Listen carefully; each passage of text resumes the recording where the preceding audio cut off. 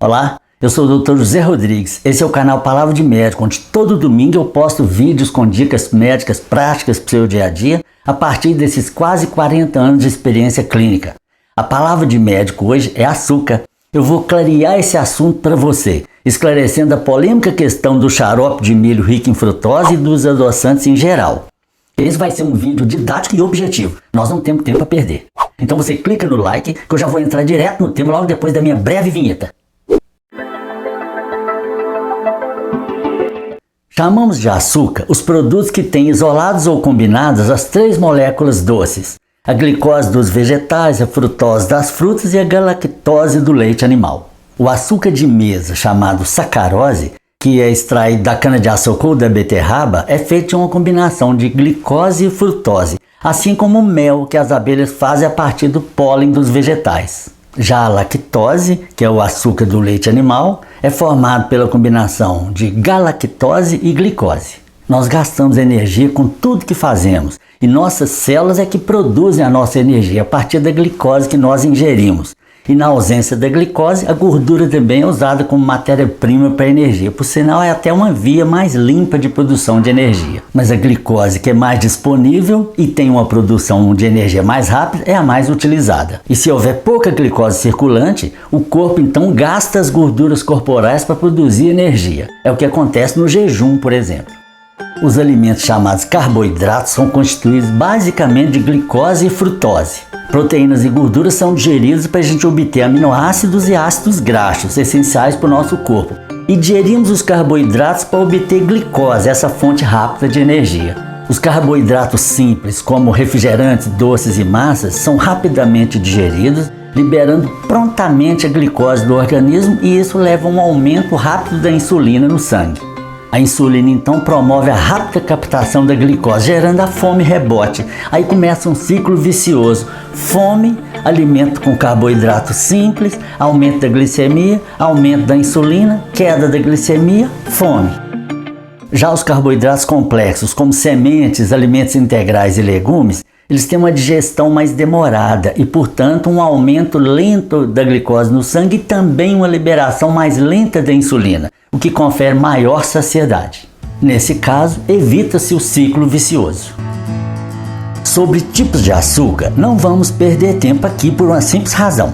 Açúcar é açúcar, qualquer que seja ele. São muitos os nomes de açúcar para engambelar os distraídos. Sacarose é açúcar, açúcar de rapadura ou mascavo é açúcar, como açúcar de coco, de cana-de-açúcar, de beterraba, de algave, demerara, melado, melaço, mel de abelha ou açúcar invertido. Não importa o nome, se tem glicose e ou frutose é açúcar, e qualquer açúcar em excesso, venha de onde vier, eleva os triglicérides, aumenta a insulina, dispara o ciclo vicioso e com o tempo gera problemas cardiovasculares, hipertensão arterial, síndrome metabólica com obesidade, diabetes, etc. E já se sabe que o circuito cerebral do prazer químico, acionado por drogas como álcool e cocaína, é também desencadeado a partir do contato do açúcar com as papilas gustativas da língua. As papilas estimuladas enviam um sinal ao centro do cérebro, que aumenta a produção de hormônios ligados à sensação de prazer e recompensa, que acendem no cérebro mais necessidade do estímulo e, por sua vez, desencadeia a vontade de comer mais doce. É nesse sentido que açúcar é viciante quimicamente. E há também o aspecto psicológico do vício, já que associamos a palavra doce com vários adjetivos qualitativos como calmo, tranquilo, agradável, gentil, e ainda por cima tem sempre aquela gostosa lembrança dos docinhos da vovó. Assim como o excesso de proteínas e gorduras geram problemas de saúde, o excesso de glicose e de frutose também é fonte de muitas doenças. A glicose é necessária dentro das células para a produção de energia, e quando ela chega na circulação, ela é colocada dentro das células pela insulina produzida pelo pâncreas. Quanto mais glicose, mais insulina é produzida. E o excesso de insulina tem efeito inflamatório geral no organismo, e com o tempo vai diminuindo a sensibilidade das células aos seus efeitos, chamada resistência insulínica, que é o caminho para diabetes e para várias outras doenças. E o consumo do açúcar aumentou tanto no mundo todo que nos anos 70 a média individual anual era em torno de 14 quilos e atualmente batemos 65 quilos de açúcar por ano para cada pessoa. No Brasil, atualmente, a média individual de consumo está em torno de 80 gramas por dia, ao invés dos 25-30 gramas aconselhados pela Organização Mundial de Saúde. Esse gráfico do consumo de açúcar ao longo do tempo e também do aumento das doenças cardiovasculares e obesidade mostra claramente a relação entre esses três problemas. Veja que o aumento do consumo de açúcar levou junto com ele as doenças do coração e a obesidade. Essa influência do açúcar sobre a saúde foi deixada de lado por várias décadas, porque por influência da indústria alimentícia, as gorduras levaram toda a fama alimentar das doenças cardiovasculares e obesidade. E como o açúcar confere crocância, paladar próprio e durabilidade aos produtos alimentícios, a indústria tem se valido progressivamente dessa adição. Nos anos 60 foi desenvolvido no Japão xarope de amido de milho a partir da conversão da glicose em frutose, gerando assim o xarope de milho rico em frutose, que foi rapidamente adotado no mundo inteiro. Por ser um produto de baixo custo e muito mais doce do que a glicose, passou a ser adicionado aos alimentos indiscriminadamente em substituição à sacarose. Mesmo sendo comprovadamente mais tóxico do que a própria sacarose e que eleva mais rapidamente a insulina disparando suas complicações, é permitido em quase todos os países e vem citado nos rótulos como açúcar natural, em alusão ao predomínio da frutose ou açúcar das frutas. Mas o xarope de milho rico em frutose, adicionado a quase todos os alimentos industrializados, é considerado um gatilho para o rápido aumento de diabetes, hipertensão, obesidade e alguns tipos de câncer. Assim, todo alimento industrializado pode ter algum grau de açúcar, alguns em maior quantidade, como o refrigerante, por exemplo, que em cada latinha tem 35 gramas de açúcar na sua forma mais tóxica, xarope de milho rico em frutose. Aliás, a grande maioria dos itens salgados de padaria contém generosas porções de açúcar. Sendo assim, não basta fazermos conta apenas do açúcar de mesa, já que os produtos alimentícios trazem açúcar na sua composição. Mas como substituir o açúcar?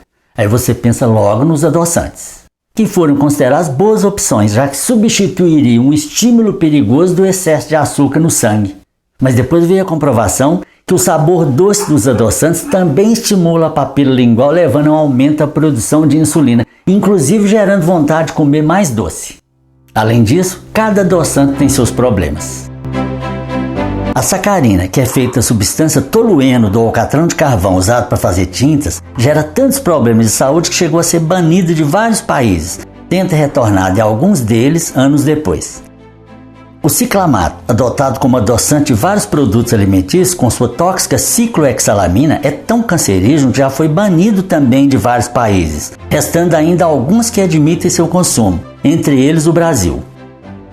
O aspartame, composto por 3 substâncias químicas tóxicas, já ocasionou vários escândalos publicitários devido aos seus graves efeitos sobre a saúde, e tem livros alertando sobre os perigos do seu uso, entre os quais esses 2 exemplares do médico Dr. H.J. Roberts, atualmente com 94 anos. Este que questiona a segurança do seu uso e este, Doença do Aspartame, a epidemia ignorada. O aspartame, especialmente quando aquecido, tem efeitos metabólicos de aumento da resistência insulínica, levando a aumento de peso e diabetes. A sucralose, resultado de uma fusão sintética entre frutose e galactose que não existe na natureza, foi descoberto por acaso durante a formulação de um inseticida. Adoça 600 vezes mais do que o açúcar. Há comprovação científica de seus malefícios para o portador de diabetes. Além disso, na sua produção a partir da cana-de-açúcar são acrescidas 3 moléculas de cloro tóxico. Não confundir com o cloreto, que é nutriente. Aqui falamos da molécula de cloro, muito poluente, que intoxica o ambiente onde é manipulada. A sucralose, além de ser contraindicada na gravidez pelo alto índice de morte fetal, gera gases cancerígenos no ambiente quando aquecida. Existem alguns adoçantes pertencentes ao grupo do álcool de açúcar, por ter estrutura híbrida entre açúcar e álcool, sendo obtido a partir de vegetais. É o caso do xilitol, eritritol, sorbitol, lactitol, entre outros, sendo os 2 primeiros, xilitol e eritritol, mais populares no Brasil. Mesmo tendo semelhança química com álcool, não inebriam nem despertam desejo etílico, adoçam em intensidade algo inferior ao açúcar. Pode ocasionar em algumas pessoas alterações da microbiota intestinal, levando a gases, cólicas ou diarreia. A estévia, descoberta como adoçante natural pelos índios guaranis do Paraguai há mais de 100 anos, adoça 300 vezes mais do que o açúcar e tem um leve amargor final, razão pela qual é frequentemente comercializada combinada com adoçantes tóxicos, o que compromete sua qualidade. Até então, a única objeção ao uso da estévia está por conta de trabalhos científicos recentes relatando interferências sobre a fertilidade humana. Resumo da ópera para você. O açúcar não é inofensivo nem inócuo e não há quantidade saudável de açúcar. Claro que açúcar em excesso é pior para qualquer pessoa em qualquer caso. E o mal que o açúcar pode fazer é proporcional ao seu uso. Pouco açúcar, pouco problema. Muito açúcar, muito problema.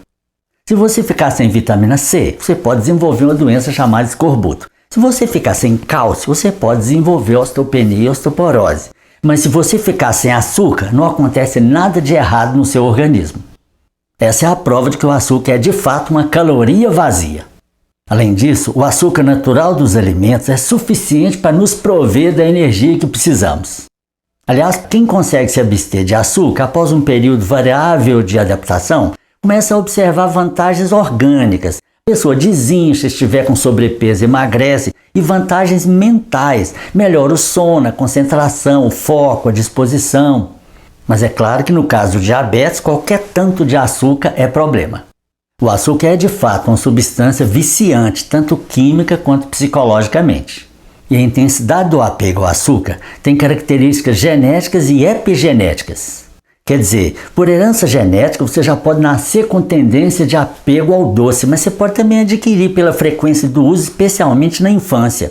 Mas nunca é impossível viver sem açúcar de adição. E o açúcar embaça o sabor natural dos alimentos, para os quais deveríamos aguçar nosso paladar.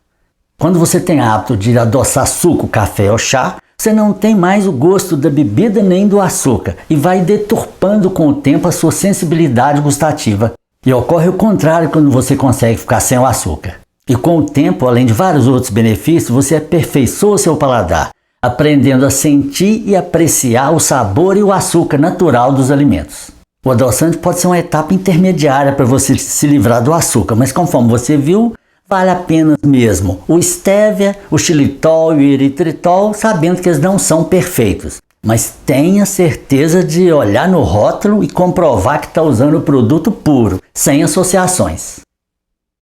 É assim, comece onde você está, trace suas metas em relação ao consumo de açúcar e fique atento ao auto-boicote, pois nossas crenças limitantes e resistências internas colocam muito obstáculo aos nossos objetivos na vida.